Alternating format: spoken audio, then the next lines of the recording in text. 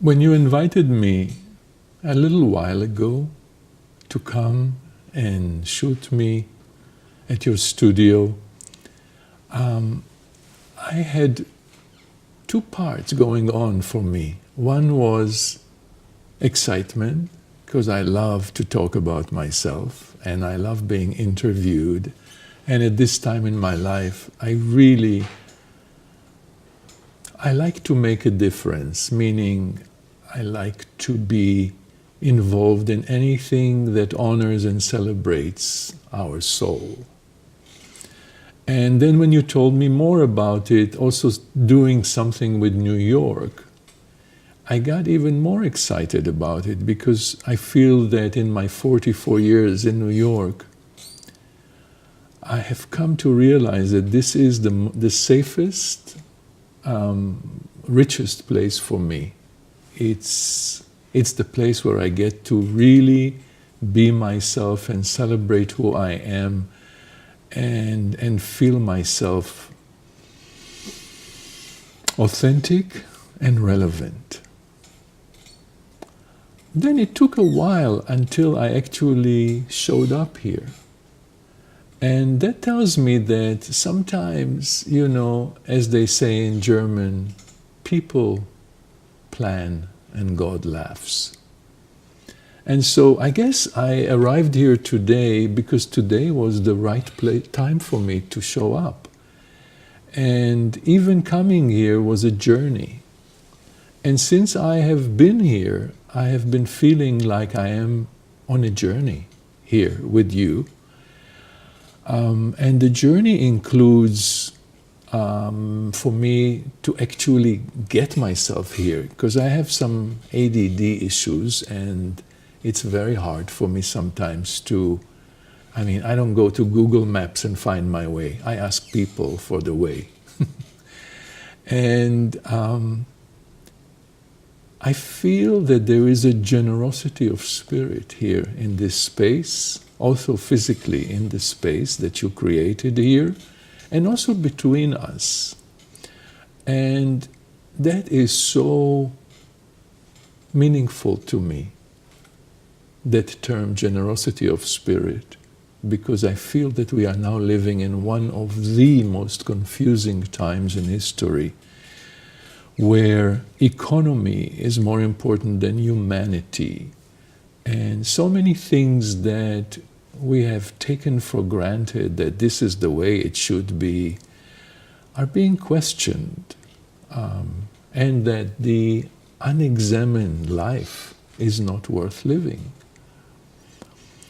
And I'm feeling that since I've been here and we've been going through the shooting of the video and the stills, that I kept feeling this really expansive, spacious feeling of generosity, and that I really love living in this space. But it's not something that is offered, really, by anything from the outside. In fact, sometimes it can be very baffling, like living in New York, in the United States right now, which is still one of the wealthiest countries in the world. This is the country where people come to get their dreams come true, and this is where people have a chance to improve their lives. And yet, when you look around, there's so much impoverishedness right now in America. I don't know so much America because I live in New York, and I sometimes think that New York is not exactly America. But yesterday morning, when I was walking to my physical therapy session at 7:30 in the morning, I saw a woman. It was like 27 degrees, and I saw a woman covered up all the way, head to toes, by something that looked like a shroud, but it was kind of a blanket, and she sat there and she was sleeping. And I looked at her and I thought, my God, this is crazy that in this country, in this world where there are so many resources, there is still so much negligence, and it was very, very hard for me to look at her, and at the same time I didn't want to leave her. And so what I ended up doing is my practice. That's what I do nowadays, especially when I run into challenges, when life doesn't go my way or things get ugly. I try to remember to breathe love. And by doing that, I connect with another energy inside of me, the energy of love, more like an energy, like a frequency.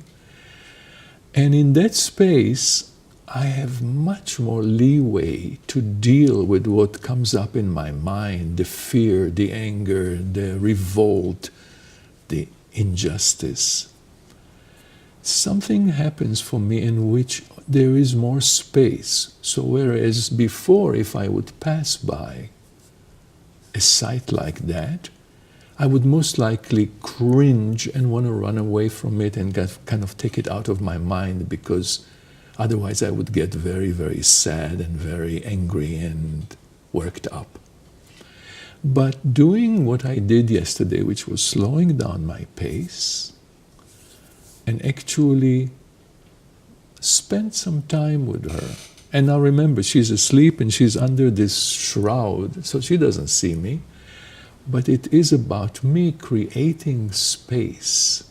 I think it's a space of compassion in which my experience of her can coexist with her. I don't really know anything about her other than what I see. So I'm here with my experience. And my experience can get so the best of me that I would end up just being sad, being depressed, and definitely not helping her.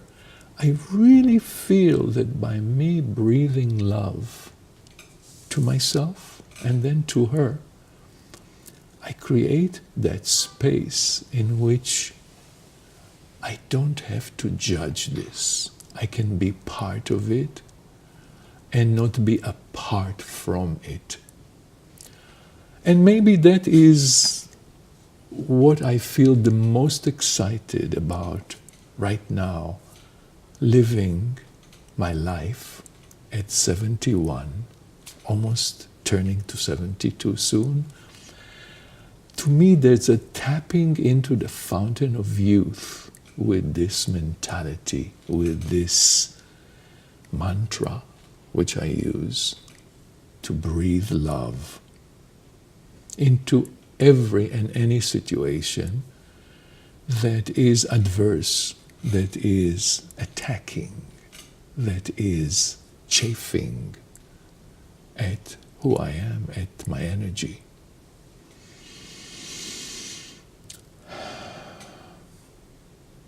It's my music. It's what I do for you. Music. I love music, and that is the most alive music to me, is to breathe love. Perhaps what you saw me doing before we started this shoot, and you were playing some beautiful Debussy and Satie music, I naturally started to dance. But my dance was not a ballet dance. It was a dance of breathing love and of sacred celebration, of the life, of the present, that is so complex and so multifactored, and there are so many elements interfering, interjecting, and yet there is this amazing way to get back to the present moment, to the now, to the love in the breath of life. And I'm very grateful for that.